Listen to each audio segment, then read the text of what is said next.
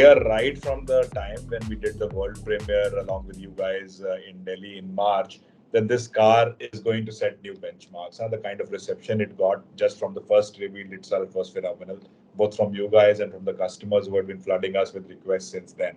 So, as I told you during the launch, we had almost 4,000 pre-bookings when we launched the car on the 9th of June. And from the 9th June, we also started deliveries of the car. Since then, almost I would say 60 to 70% of these pre-bookings have actually come back to us in terms of concrete bookings where the customers have put their money on the car and are now looking forward to the delivery. Parallelly, during the month itself, we have gathered additional bookings as well. And by the end of June, I would say we had more than 5,000 bookings, confirmed bookings from customers. Good thing is, with the availability of our launch volume, we could deliver close to 2,500 cars to customers in the month of June, which I think is a phenomenal performance, considering that it has only been 3 weeks since the launch of the car. So also talk about the exact numbers in terms of overall performance. How has it been for Volkswagen India? Can you take us through those numbers? Yeah, Arpit, surely. If you remember, we have been always talking about that in 2022, we want to double our volumes from what we did in 2021. And we are exactly on track to achieve that. Very proud to say that in H1, we actually almost doubled our sales from H1 of 2021, right? So that's a phenomenal performance. Just to give you some numbers, last year in H1, we had sold close to 11,000 cars. And this year, we are very close to 22,000 cars. So definitely, we are very well on track on doubling our volumes from 2021. And but Ashish, is the doubling of volume a true reflection of the probably the potential of the products or the market, because there is an ongoing chip shortage also. There are some other geopolitical factors. So do you think this is the best that you've achieved, or do you think you were probably, uh, if these factors were not there, you could have done significantly better? Do you think Oh, that is possible? I totally agree with you. If you look at the demand itself, in the kind of orders that we are taking in the month of June itself, on an overall level, we had close to 8,000 new bookings coming into us, including the Virtus, the Taigun, and the Tiguan. The demand is definitely 30 to 40% higher than our ability to supply as of now. Unfortunately for us, although we have tried to keep our production and our availability of cars at a high level to meet the demand, there are two factors. One is demand has been higher than what we had anticipated or what we had planned. That is definitely the case that we see in the market today. Secondly, our supplies have also been at least 25 to 30% lower than what we had planned. And as you said, this is totally affected by the supply chain constraints that the entire industry is going through. And for us also, this has been a challenge. When we met last time, and at the starting of this year, we had predicted that by Q3 the situation might become better, but the situation has actually got worse. The geopolitical situation in Europe, then the supply chain constraints that were faced with the lockdown in China. So these are all factors that have led to the problem actually now, or the issue now, prolonging into Q3 and Q4. And I think till the end of this year, we are going to have similar challenges in making sure that we are able to get adequate supplies. And Ashish, if I'm not wrong, as this problem was ongoing, you also went out and got an alternate supplier for an infotainment system. Are you looking at any more such moves Yeah, for so, other so, parts? so I think it's easier said than done. Frankly, as a brand, our focus is on maintaining a consistency of our product offer. There is a certain brand promise and a product promise that we make to our customers, and our effort always is to make sure that we keep our brand promise and we keep our product promise in terms of features and availability of various functionalities in the car. If you look at the semiconductor shortages or the situation that is there in the market, it is primarily affecting the components or the features related to, for example, the infotainment system, the digital instrument cluster that is in high demand in cars these days. But it is not only limited to that. You have supply shortages on critical components like engine control units as well happening. So it's a combination of factors, because and the difficult task is balancing these different shortages. you might have infotainment system available, but at the same time you might not have ECU available. So it's a constant juggle between trying to manage different shortages and trying to produce cars as much as possible. So we have been trying alternate suppliers, but frankly, for our Volkswagen cars, we have currently not reached that stage. We are looking at alternate suppliers of infotainment systems, but considering that there is a global shortage and the global demand is at least 30 to 40% higher than what the capacity of suppliers is, it will take time. It does take time. The group is fully focused on finding alternate supply chain and alternate chip supplies to make sure that we tide over these difficulties. But it is extremely challenging and it does take time. Right. And beyond this, right now, what would be the plant utilization capacity given all these constraints?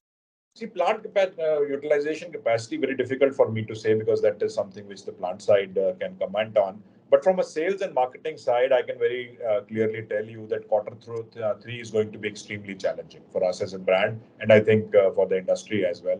The shortages have only accelerated. What I hear from our supply chain hubs in Europe and other parts of the country, that now they are battling with another problem of suddenly the supplies, being at such a high level that logistic capacity is not available.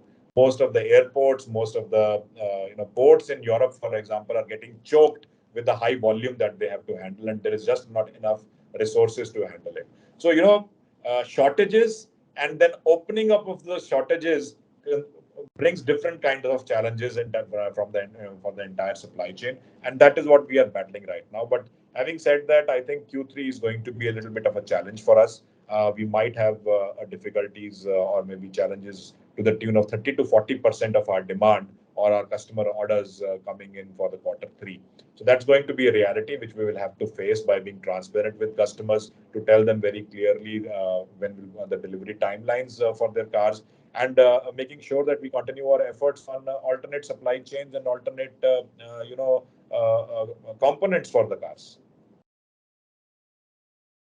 So, Ashish, do you see this as a situation wherein you are now in segments where you're competing with, much larger brands in terms of volumes and in terms of also having models, number of models? Also, they have a lot number of models.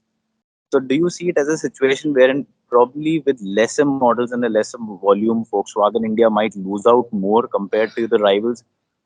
Maybe your rivals might have better inventory or stocks.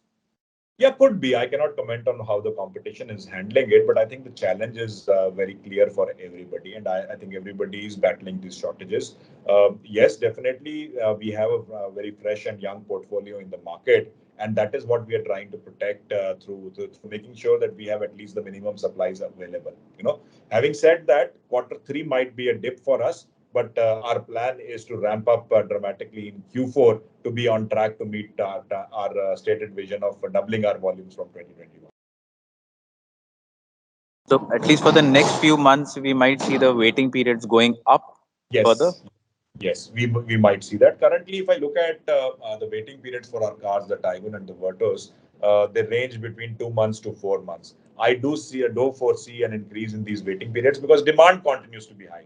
I think it need not be said that the cars have been brilliantly received by the market. Customers are loving the cars that we have launched into the market, and the demand continues to be high. As I said, for example, in the month of June itself, we picked up more than 8,000 bookings, right? And we did only 4,000 customer deliveries. So there's a gap between what we can supply and what the demand is, and I'm sure that this demand will continue.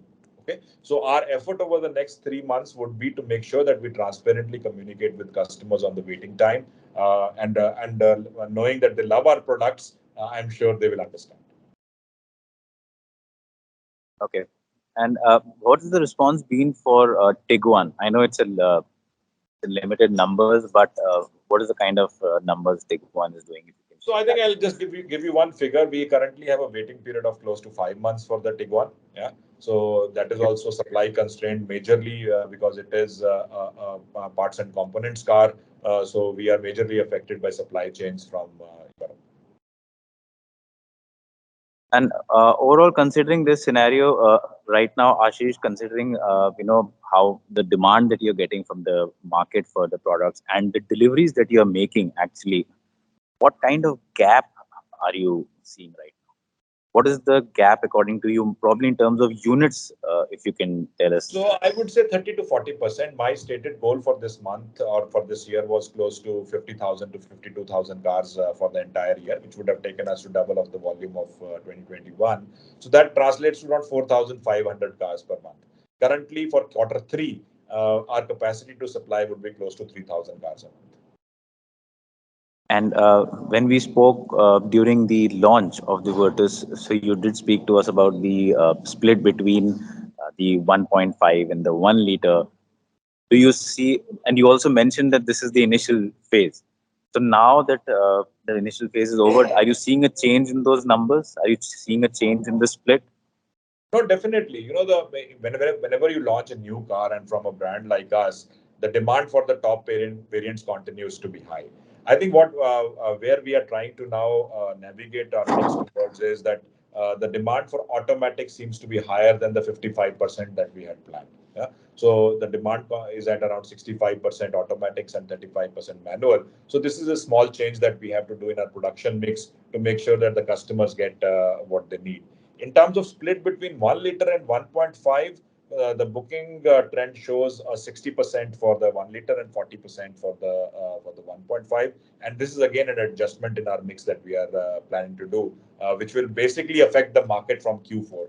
Because the production lead time is around 12 weeks. So for the next 12 weeks, we might not be able to make much changes in the mix. But in quarter four, definitely we will take that correction.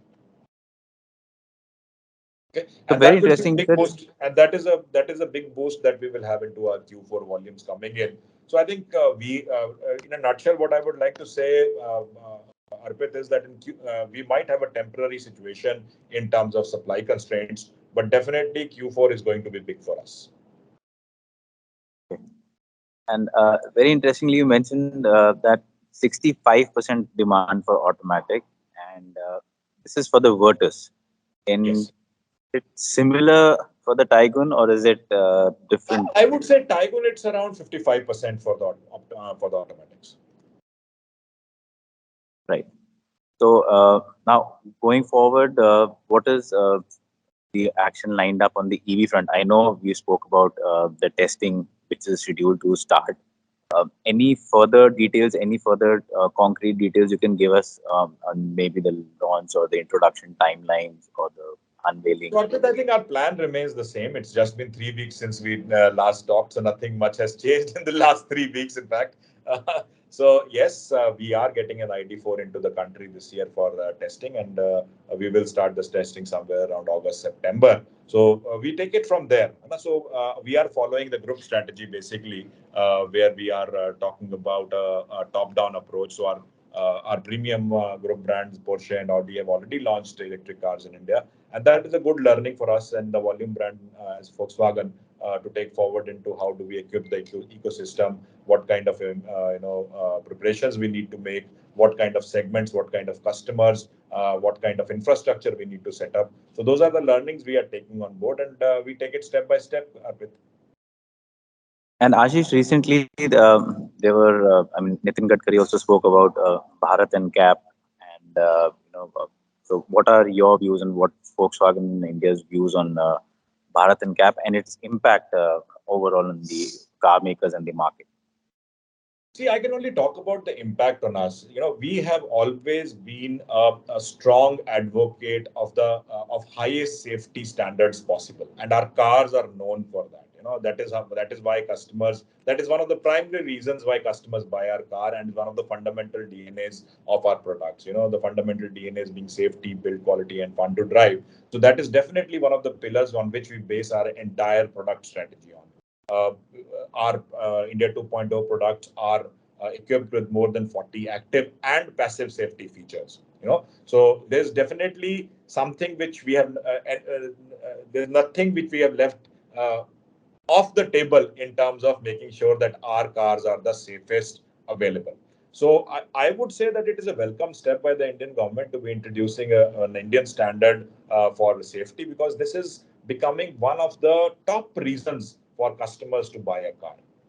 But at the same time, we have to understand that along with making cars more safer, it is also a fact that customer behavior also needs to be looked at. There's no point in having all these safety features in the car if we do not wear seat belts. I think seat belts are a primary safety device which should be focused on, and which should be really one of the top factors for customers and for owners to keep in mind that you could have the safest car through all these ratings, but if you do not actively participate in keeping yourself safe, then nothing then it is all useless, right? So these are two aspects of safety that we have to tackle together. But from an overall perspective, I would say we are very well placed, and we make sure that our cars are available, are the safest and safest cars available. Okay, great. Uh, I think that answers all the questions I had for the day. If there's anything about the recent trends, anything about the sales, or anything about the So I think vehicles you want. yeah, I think it's pretty clear, Arpit, if you look at the sales trend, that premiumization of the Indian market is happening at a very fast pace.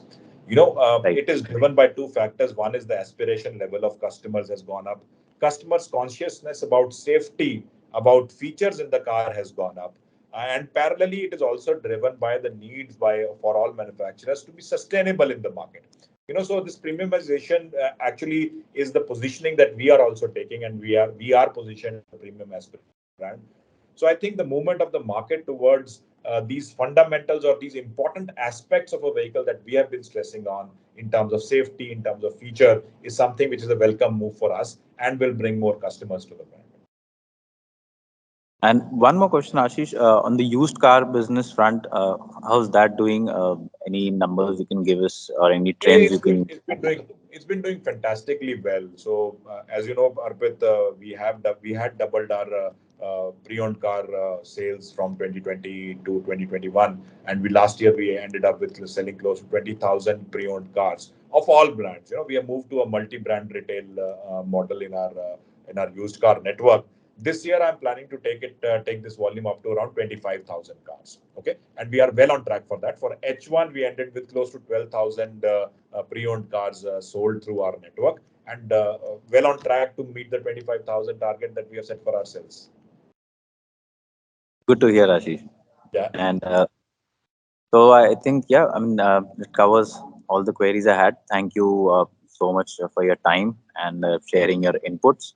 It was nice to hear all the insights you shared with us, and thank you so much, Arpit.